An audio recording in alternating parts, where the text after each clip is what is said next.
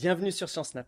Je m'appelle Alexandre Saubion, je suis professeur d'SVT en terminale et correcteur du bac depuis plus de 10 ans. Pour ceux qui me connaissent, je suis devenu blond, mais c'est pas le sujet de la vidéo. Aujourd'hui, on va corriger ensemble l'épreuve de spécialité SVT du bac 2023, session métropolitaine.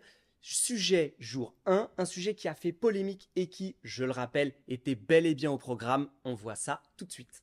Comme d'habitude, le sujet est composé de 2 exercices. Ce qui était intéressant cette année, c'est que le premier exercice, c'est-à-dire la synthèse, mêlait 2 chapitres différents du programme. Et concernant l'analyse de documents, il y avait cette année beaucoup d'informations qui étaient dans les documents, qu'il fallait trouver, extraire et surtout bien mettre en lien les unes avec les autres. Mais avant de passer à la correction, une précision très importante, il s'agit ici d'une proposition personnelle de correction. Rien d'officiel ici. On passe maintenant au sujet de l'exercice 1. En 150 ans, les émissions anthropiques de CO2 sont passées de 1 gigatonne à 34 gigatonnes par an, expliquant en grande partie le réchauffement climatique. Ces émissions, entre autres dues à l'utilisation de combustibles fossiles comme le charbon, roches sédimentaires dont les principaux gisements se sont formés à partir de forêts du Carbonifère. La question, montrer que le réchauffement climatique actuel est en partie lié à l'utilisation par l'être humain de l'énergie solaire du passé. Et on fait attention de bien lire les petites lignes en italique. Ici, vous rédigerez un texte argumenté, on attend des expériences, des observations, des exemples pour appuyer votre exposé et argumenter votre propos. En intro, je vous propose quelque chose de simple et efficace, un truc qui commencerait par « Depuis la révolution industrielle, les émissions de CO2 ne cessent d'augmenter de façon exponentielle et sont responsables du réchauffement climatique ». On peut aussi apporter un peu de connaissances en disant que les rapports du GIEC nous alertent depuis des années sur l'utilisation de ces combustibles fossiles. Ici, il y a 2 grandes idées à développer. Tout d'abord, le lien entre énergie solaire du passé et photosynthèse. Et dans une seconde partie, le lien entre combustibles fossiles et réchauffement climatique. Dans la première partie, il faut donc bien insister sur le fait que la matière organique des composés fossiles s'est formée il y a des millions d'années grâce à la photosynthèse. On reprend rapidement la photosynthèse en parlant de la phase photochimique de la photosynthèse, le moment où l'énergie lumineuse est captée et convertie en énergie chimique. Ensuite, on peut parler du cycle de Calvin qui ne peut tourner que grâce à cette énergie qui va permettre l'absorption, la réduction du CO2 et la formation notamment de glucose et d'autres molécules organiques. Sans oublier d'en citer quelques-uns de ces produits de la photosynthèse, notamment ici on va attendre de vous que vous parliez de lignine et de cellulose, 2 molécules très importantes dans le monde végétal. Et on peut finir cette première partie en abordant la période géologique du Carbonifère, une période très particulière lors de laquelle il y a eu une forte production végétale avec l'absence de décomposition à l'époque. Donc cette matière organique produite dans le passé s'est retrouvée piégée dans les roches sédimentaires et c'est ce qui a donné nos combustibles fossiles. Quelques idées de schéma à placer dans cette première partie. On peut par exemple remettre l'équation de la photosynthèse ou un schéma qui permet de coupler face claire, face sombre. Ou encore un schéma récapitulatif qui montre l'entrée d'énergie dans le système via la photosynthèse et son piégeage dans les roches sédimentaires avec absence de décomposition. Une petite phrase de transition qui aborde le fait que ces énergies fossiles sont utilisées actuellement par l'homme. Dans cette deuxième partie, on va insister sur le fait que le réchauffement climatique actuel est la conséquence de l'utilisation anthropique de ces combustibles fossiles. N'hésitez pas à les citer d'ailleurs, charbon, pétrole, gaz. Pensez à rappeler rapidement que c'est la combustion des énergies fossiles qui permet de libérer cette énergie stockée depuis des centaines de millions d'années. Au cours de cette réaction, il y a évidemment dégagement de CO2, ce qui va venir perturber le cycle biogéochimique naturel du carbone. On se retrouve avec plus de CO2 dans l'atmosphère, et comme le CO2 c'est un gaz à effet de serre, il y a un effet de serre qui s'augmente et qui engendre le réchauffement climatique. Donc en gros ici, tu rédiges un paragraphe qui mêle tes connaissances que tu as vues en spécialité et en enseignement scientifique. Quelques idées de schéma pour cette deuxième partie. On peut reprendre l'équation de la combustion et faire pourquoi pas un schéma de l'effet de serre. En conclusion, je vous propose quelque chose de très simple. On reprend les 2 grandes idées en les mettant bien ensemble pour pouvoir répondre à la problématique. Et ici, on a plusieurs possibilités d'ouverture. On peut par exemple parler des derniers rapports du GIEC qui proposent des stratégies de réduction de l'utilisation de ces combustibles fossiles. on peut parler des énergies propres, ou alors, on en a pas mal parlé en enseignement scientifique, de ces boucles de rétroaction. Ça peut être intéressant. On passe maintenant au deuxième exercice. Alors ce qui a un petit peu perturbé les élèves ici, c'est qu'on parlait de la mucoviscidose, cette maladie génétique qui est souvent prise comme exemple en classe de première. Mais ici, rassurez-vous, on est encore une fois bien dans le cadre du programme. C'est juste ici un exemple de première, mais qui est bien utilisé avec des connaissances, des méthodes et des attentes de la classe de terminale. Et voici le sujet. La mucoviscidose est une maladie génétique qui touche principalement les voies respiratoires et le système digestif. En 1989, le gène CFTR responsable de la maladie a été identifié sur le chromosome 7. Le développement des techniques de séquençage a permis d'identifier près de 2000 mutations différentes de ce gène. Depuis 2001, un traitement associant 3 molécules est considéré comme une véritable révolution thérapeutique et proposé à certains patients.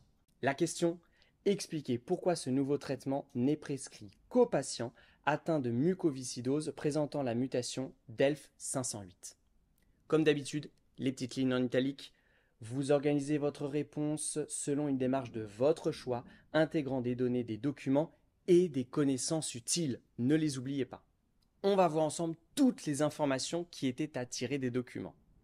Le document 1 sur le rôle de la protéine CFTR est en fait un document très informatif. On va en avoir besoin pour bien comprendre la suite, mais il n'y a pas vraiment d'analyse à faire de ce document.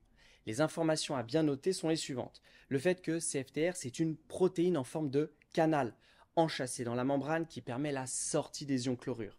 Ces ions, ils provoquent la fluidification du mucus des voies respiratoires et l'élimination des bactéries et des impuretés.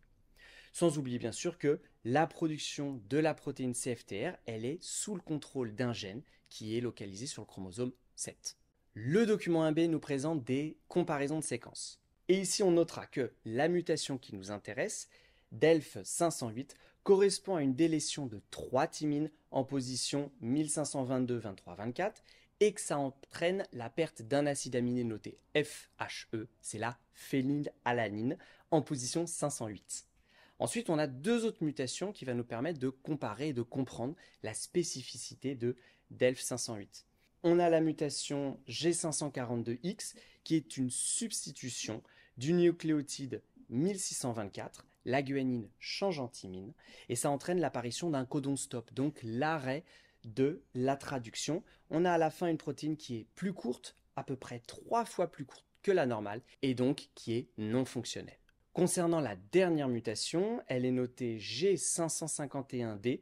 C'est encore une fois la substitution d'un nucléotide, le 1652, qui est une guanine qui passe en adénine. Ça entraîne la substitution de l'acide aminé glycine en asparagine en position 551 de la protéine. Si vous ne connaissez pas le nom des acides aminés, c'est pas grave. Ce qu'il faut ici, c'est réutiliser le code à 3 lettres.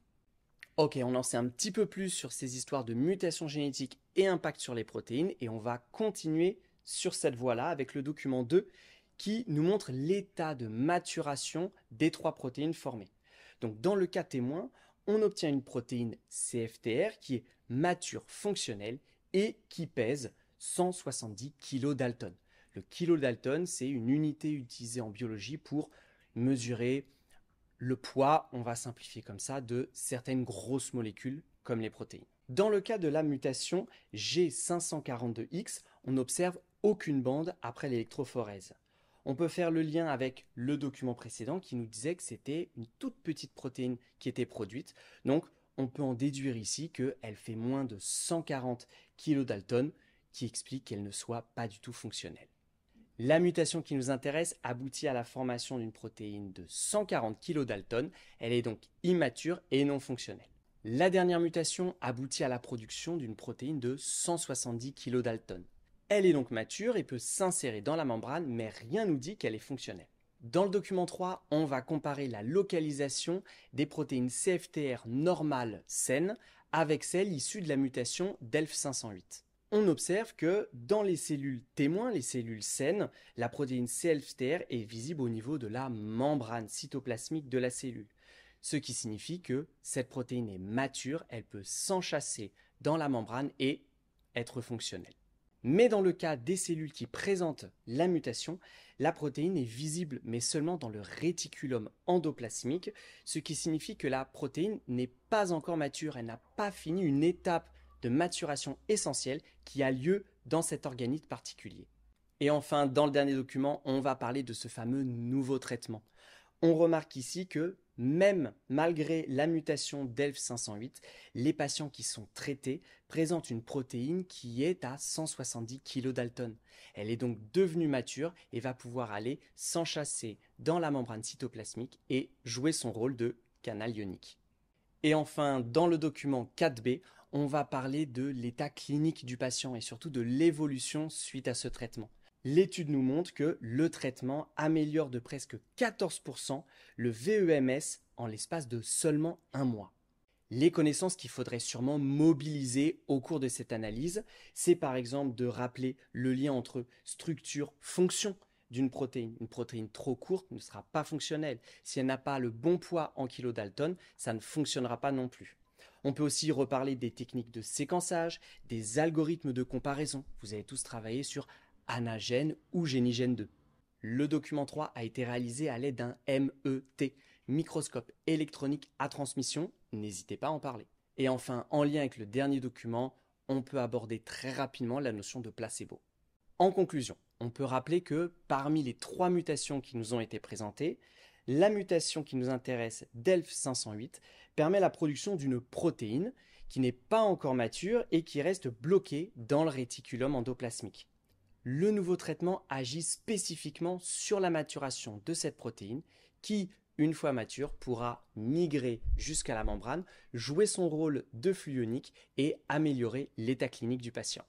Attention, on est dans une analyse de documents, donc ici, pas besoin d'ouverture. Et voilà, on a terminé ensemble la correction de ce sujet. Je le rappelle, le sujet de spécialité SVT Métropole 2023, jour 1. Celui qui avait fait polémique. J'espère que ce nouveau format vous a plu. J'ai comme projet de corriger de cette manière plusieurs sujets de bac et, si j'ai un petit peu de temps aussi vers la fin de l'année, de brevet pour vous aider à bien maîtriser les méthodes et à vous entraîner pour que vous ayez la meilleure note au bac. Vous connaissez le principe des réseaux sociaux. Si vous voulez soutenir la chaîne, n'hésitez pas à vous abonner, à liker, à vous partager la vidéo. Et en attendant, je vous dis bon courage et surtout, bonne révision.